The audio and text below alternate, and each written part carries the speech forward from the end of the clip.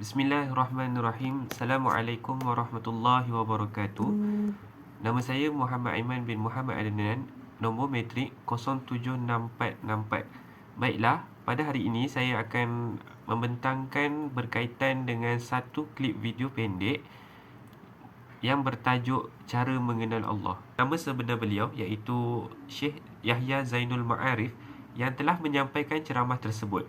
Beliau menerangkan petikan daripada satu kitab tentang cara mengenal Allah dan amat menekankan isu ini untuk umat Islam sekarang agar tidak terpesong ke arah maksiat. Jika ingin menonton video ini dapat diakses di aplikasi YouTube dengan cara tersebut. Orang ramai akan lebih jelas dan senang untuk memahami apa yang ingin disampaikan oleh video ini. Selain itu, video ini telah dimuatnai oleh Al-Bahjah TV, iaitu satu channel yang telah dibina bagi memuatnai ceramah-ceramah yang bermanfaat untuk semua umat Islam. Tontonan yang telah diperolehi daripada video ini adalah sebanyak 1.6 juta tontonan serta video ceramah ini telah mendapat sambutan hangat dari semua orang. Ini kerana Al-Bahjah TV amatlah terkenal dan memiliki sebanyak 5.43 million pengikut di YouTube. Baiklah, kita akan sambung kepada isi kandungan yang terdapat dalam klip video tersebut. Baiklah, seperti mana yang kita tahu, terdapat banyak cara untuk kita mengenali Allah. Di dalam klip video ini, salah satu cara yang disebut oleh Syekh Buya Yahya, iaitu cara untuk mengenal Allah, adalah dengan berusaha bersungguh-sungguh untuk mengenal Allah. Banyak langkah yang boleh diambil untuk mengenali Allah, antaranya mempelajari agama Allah. Cara mempelajari agama Allah ada pelbagai cara, iaitu memahami serba sedikit tentang isi kandungan yang ada di dalam Al-Quran. Selain itu adalah dengan mengikuti kuliah atau forum berkaitan dengan agama. Jadi, wajarlah untuk kita ikut kuliah atau forum yang membahas ajaran agama, terutamanya ketika di universiti ataupun di tempat-tempat yang lain. Ini dapat memberikan perspektif tambahan dari para pakar agama. Langkah yang kedua adalah dengan melakukan semua suruhan daripada Allah dan meninggalkan larangannya. Ikuti ajaran dan amalan keagamaan seperti solat, puasa dan amal kebajikan untuk memperdalam hubungan dengan Allah. Penting untuk diingati bahawa amalan keagamaan dapat mempelbagaikan antara agama dan aliran kepercayaan.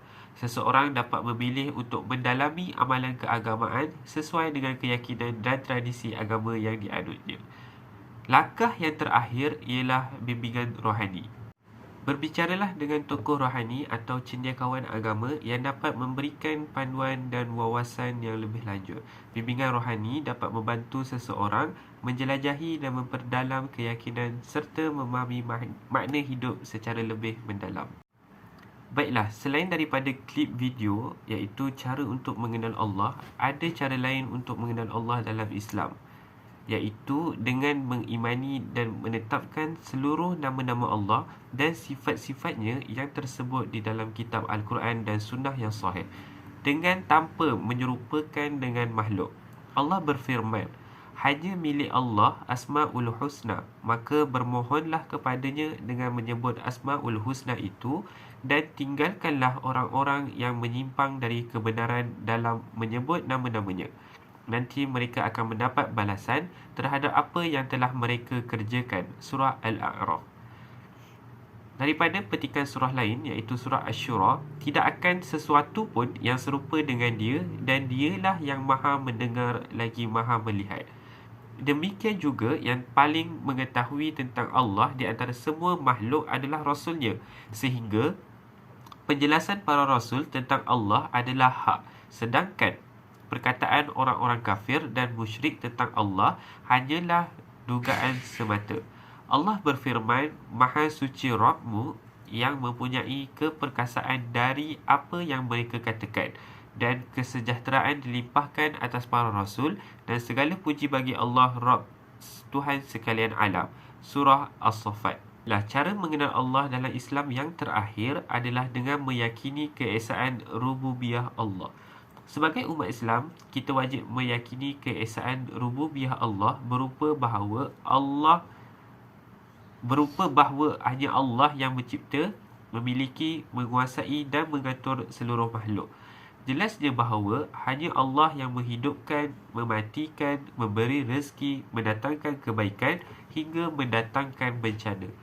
Allah mengawasi, mengatur, menguasai, pemilik hukum dan lain sebagainya yang menunjukkan kekuasaan tunggal bagi Allah Subhanahu Wa Taala. Dengan begitu, seorang umat Islam harus meyakini bahawa tidak ada seorang pun yang menandingi Allah Subhanahu Wa Taala dalam hal lain. Allah berfirman dalam surah Al-Fatihah, segala puji bagi Allah, pemilik penguasa semesta alam. Katakanlah, dialah Allah yang Maha Esa.